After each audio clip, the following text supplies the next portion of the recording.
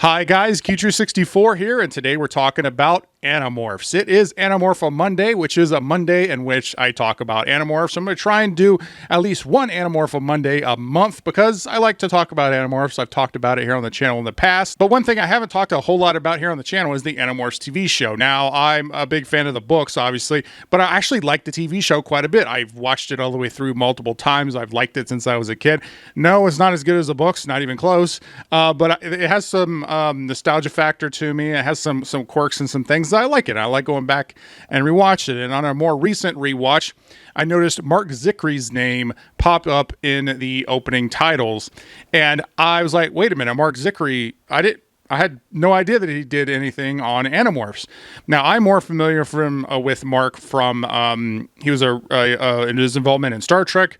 He did the Twilight Zone companion book. I have the Audible version of it. And he also did Sliders. He's done a lot of other sci-fi shows too over the years. And he has his own YouTube channel called Mr. Sci-Fi. And I've been subscribed to it for several years as well. So again, seeing his name pop up, I was like, wait a minute. I was like, I'm going to bring up Animorphs, see if he wants to talk about it, see what he has to say. And actually, I got a lot of information and a lot of things that I didn't actually know about, making Animorphs. So I'm going to be sharing some of those clips with you guys here. And I did get permission from Marc to share these here. And I'm going to take those clips and interject some of my thoughts on some of the information that we're finding out in this discussion. With all that said, let's go ahead and jump into the video.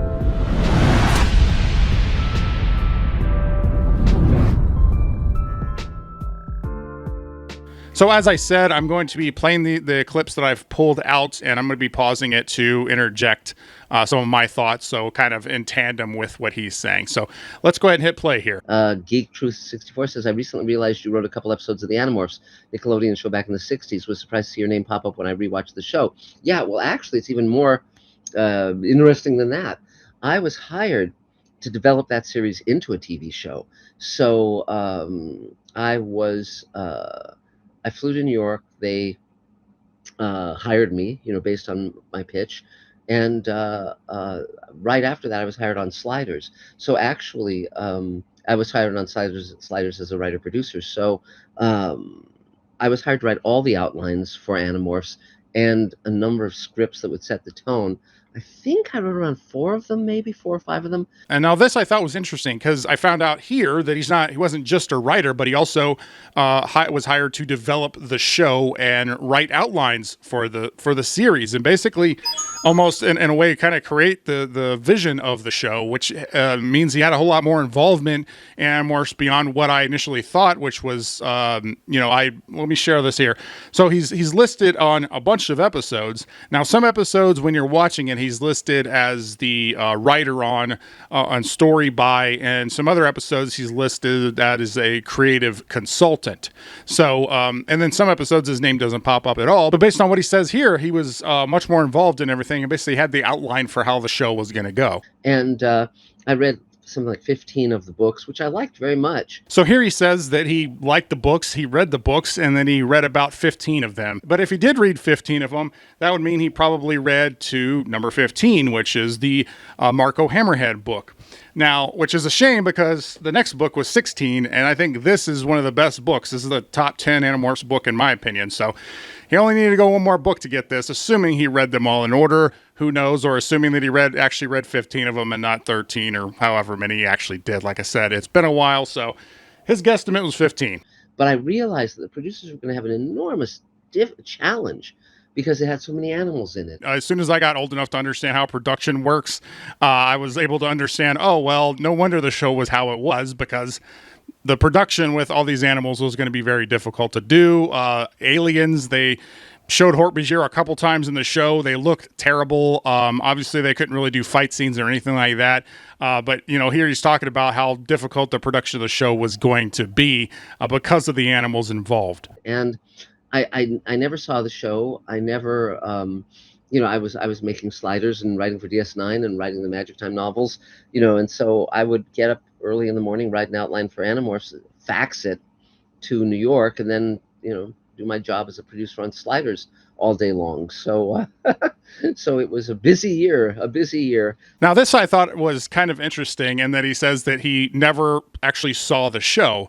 Now, this is not too surprising because I've talked to other actors and creatives involved in television and in movies, and you'd be surprised at how many people don't actually watch the stuff that they produce after it's out there. He says that he was working as a producer and writer on Sliders and working on DS9, and he was also writing a novel at the time. So he specifically talks about how he would get Animorphs written and then fax it and then work as a producer and writer on Sliders. And Sliders is a great TV show. If you've never seen it, I would recommend it. And I would assume that probably being a producer and writer on Sliders and more of a showrunner on that series was going to take more priority over being kind of a creative consultant for Animorphs. Again, it's something that I had no idea about, so that's really interesting. But I was proud of the work I did on Animorphs, and I very much liked the books. I liked the idea. It was about children who can turn into animals,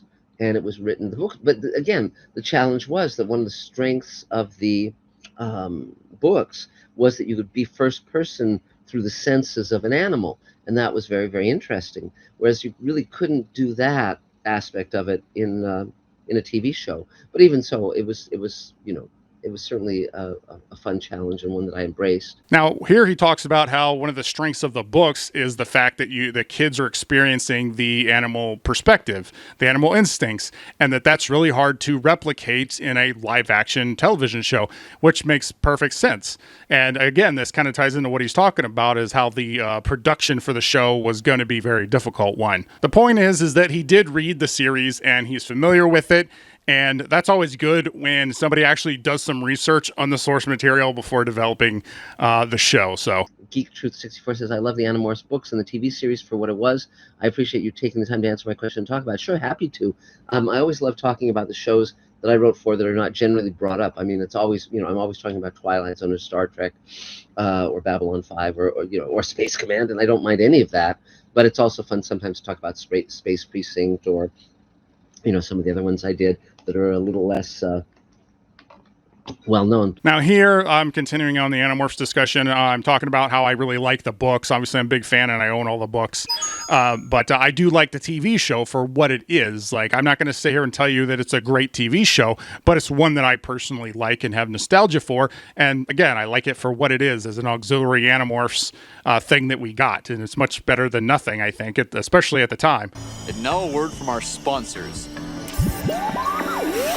And Marc stated that he liked talking about Animorphs here because it's one of his lesser known works. He doesn't get to talk about it as often as he does like Twilight Zone and Star Trek. And obviously I'm a big Twilight Zone fan. Like, the original Twilight Zone is one of my favorite TV shows of all time. Star Trek TNG is my favorite TV show of all time. So the fact that his name is mixed in with some of my favorite things, it was nice to just talk about Animorphs though. Again, as he said, it doesn't get brought up enough. So I'm glad I was able to initiate this discussion and share that with you guys here. So I'm about to ask him a question about animation. So let's see what he has to say to my question. Animorphs again, but since the book is so hard to adapt in live action, did they ever consider animation for the TV show? And said no. I mean, they may ultimately do that if they want to return to that material. It would be a much better idea. But when they flew me to New York, I met with Deborah Forte, who was the head of Scholastic at the time, and they were going to do a live action show, and they were going to shoot it in Canada. So I wasn't involved in any of the production decisions, nor did I want to be, because I knew it was going to be just a nightmare in terms of production logistics with all the animals and all that stuff, man. But I did the job they asked me to do, which was to set the tone of the show, to provide all the outlines, and to write a bunch of scripts, which I did. And it was fun. I really enjoyed it. So I've talked about this and had discussions with Raptor and Adam over in the Animorphs Universe channel, talking about the fact that Animorphs maybe should have been animation at the time. And if they do bring it back to do something with, animation might be a better outlet, because you're going to get more bang for your buck, because the budget of having to do a live action, it's going to blow out the budget. So getting closer to the books may be better with an animation. It's a lot of ups and downs and pros and cons to live action versus animation, but I just personally think animation is going to get you closer to what the books are, because the money and stuff that's going to go into live action, you're never really going to replicate some of the stuff from the books accurately with a reasonable budget. And that's why I asked this question, because I wanted to know. I was like, well, I wonder if animation was ever even in the discussion when they were developing the show. And then he said, no, it wasn't, which wasn't surprising, but it is kind of interesting and really kind of gives me a solid answer to that idea. And then, of course, he does mention that animation could be closer to the books. Without me even saying that. That's what I've said for years, so it's nice to see that we're kind of on the same page with that. And he does say that if they ever decide to do something with Animorphs in the future, animation would probably be a good way to go. Again, I guess we're kind of on the same page with this, even though I didn't specifically say that. I just asked if animation was ever considered. Yeah, again, pretty interesting stuff. And then from here, we had some other discussions about some different things. We talked a little bit about Twilight Zone and Sliders and Star Trek and the current state of Star Trek, which I've been highly critical of here on the channel. That new Trek I'm not a fan of really at all. And Mark did say something about how difficult it is to make a good TV show. So let's just play what he has to say. The trick is that for anything to be good in film or TV, it's lightning in a bottle. It's the right people coming together to make something amazing. And you can try to do that, but it's very, very hard to do, which is why you almost always have a visionary at the top in science fiction, whether it's Serling or Roddenberry or whomever, Chris Carter. You need that person at the top who's really got the vision and also has something they need to say, something about the real world they need to say. And I've said before that it's people who went through World War II that really had lived a life and had something to say, and that was Serling and that was Roddenberry, and that's why that whole generation of writers, it was deeper. Because they were commenting on life, not on other movies and TV shows. So he specifically mentions Gene Roddenberry and Rod Serling here, which is great. I mean, these are great creative minds that gave us some of the best stuff in science fiction ever with Twilight Zone and Star Trek.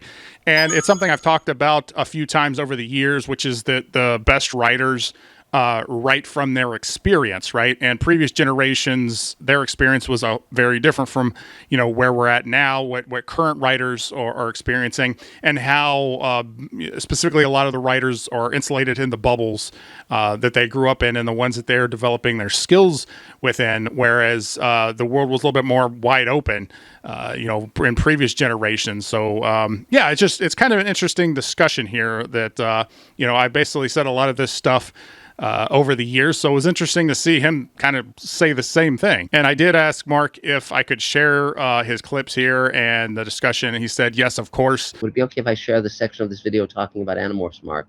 Sure. Yeah, of course. Yes, please. So I just asked that I link the YouTube channel, which I did. His YouTube channel is linked below, Mr. Sci-Fi, and also the Kickstarter for his Space Command series, which he's done several episodes in the past. So it's all self-funded, and he does that, and it's kind of like a self-funded Star Trek type of show. It's a good time if you're a sci-fi fan. So anyway, that's linked below. Overall, I thought this discussion was so interesting and that I wanted to go ahead and highlight it here. I wanted to talk about it more. I wanted to make a video and have more people, see it, especially Animorphs fans, really. I really just wanted to share this particularly because Animorphs doesn't get talked about a lot.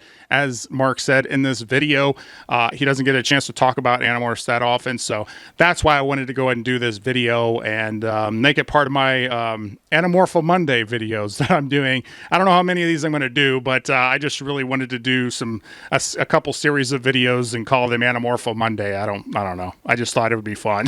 This is a good start. So if you like Animorphs, I'll be talking about it infrequently here on the channel on Mondays. If you're here for physical media stuff, I talk about that on Tuesdays. And then I do various other projects, video essays, and things like that as well. But regardless, let me know what you guys think about this discussion in the comments below. What do you guys think about the TV show? Are you kind of a fan of it for what it is? Some people only seen the TV show and they've never seen the books, which I think, or read the books, which I think is pretty interesting. But anyway, comment below and let me know. And I want to thank everybody for sticking around on this video. Thank you, subscribers. All of you are awesome. And if you like this video, please like, comment, share, subscribe, do all the YouTube stuff, or don't. I'm not a beggar. I'm Geetree64, and I'll always tell you the truth.